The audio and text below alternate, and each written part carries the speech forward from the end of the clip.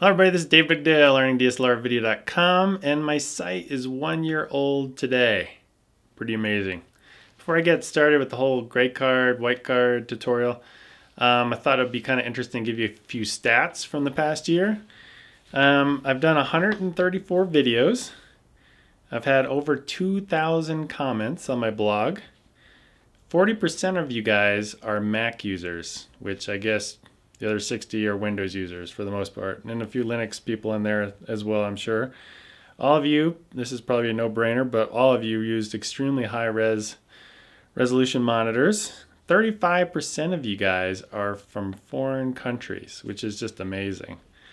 51% of you guys are actually new visitors, which means 49% of you guys just keep coming back, which is very cool, and thank you very much.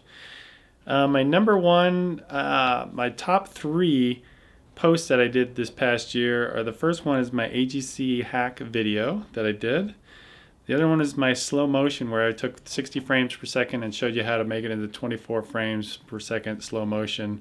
Back then it was on Sony Vegas. I need to do another one for Premiere. I'll do that at some point. And the third most popular is actually my HDR tutorial, which has nothing to do with video. But still, the HDR I think is a great way to learn how to learn more about exposure. So I just want to say thanks. Definitely keep coming back, and maybe we'll do this for another year. All right, watch the tutorial and see you guys later. Bye. When I first got started, I used to use a white card to set white balance.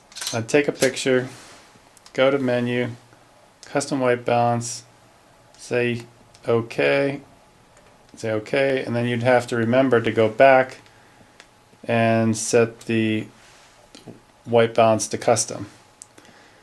That's the way I used to do it. Then I started learning that you can use the other side of the card, the gray side, for white balance as well, which I was always confused about. So you could take a picture, hit menu, set, and then say OK. And as long as you're in the custom white balance set, you're set.